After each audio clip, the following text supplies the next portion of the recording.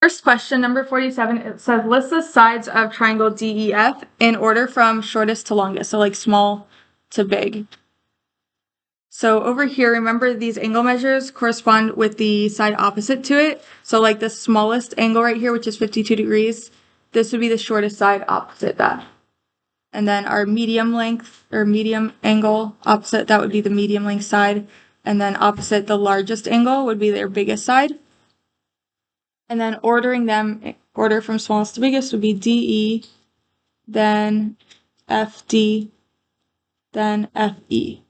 Or sometimes you'll see it with the less than greater than. DE is less than FD, and that is less than FE.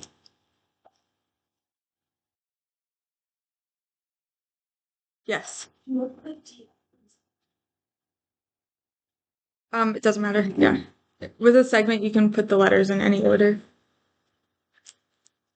Then the next few problems, this reviews what you saw yesterday. It says you have a parallelogram WXYZ, explain your reasoning and to find these measurements. So here it's wondering what the length of YZ is.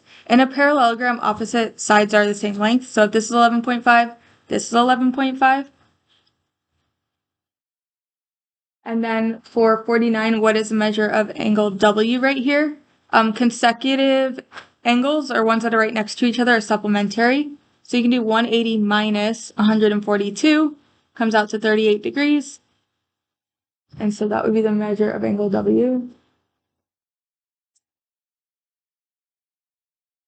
And then 142 degrees right here would be the same as angle X, 142 degrees.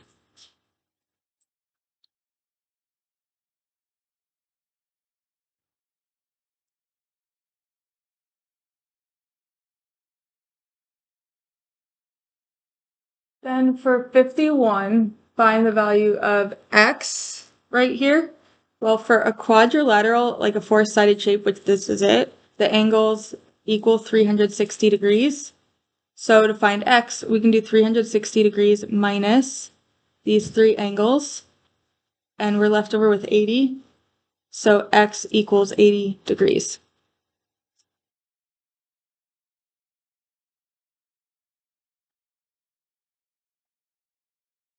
For 52, it says the coordinates of point in its image after reflection are shown. What is the line of reflection? So I know this was from a couple chapters ago. Imagine this is A and then this is A prime. It wants to know what that line it's reflected over. I'm going to just jot out a coordinate plane. It doesn't have to be perfect. I just need to see where those points are. So A, the original, is at 7. So 1, 2, 3, 4, 5, 6, 7. Doesn't have to be perfect. Down 5. 7, negative 5, so this would be A. And then A prime would be at negative 7. Again, doesn't have to be perfect. Down negative 5, A prime. So the line of reflection that A is reflected over would be right here. And that's the y-axis. So the line of reflection is the y-axis.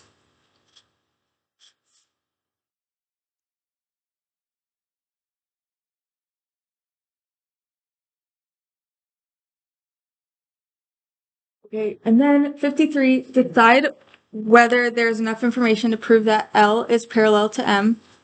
State the theorem you can use. Okay, so I noticed that these two angles are congruent.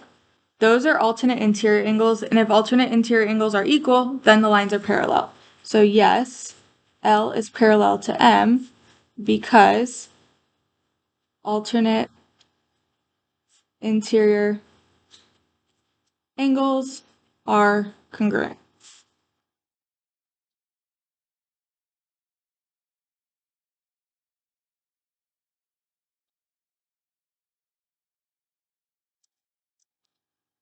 Then number 54 has kind of a word problem and then a picture here.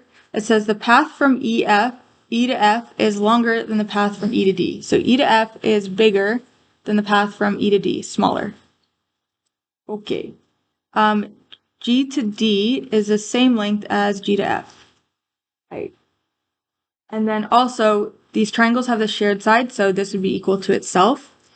And so it wants to know which angle, whether this angle or this angle, is bigger or smaller. So the smaller side would have the smaller angle, and opposite the bigger side would have the bigger angle. So measure of angle DGE is less than measure of angle EGF.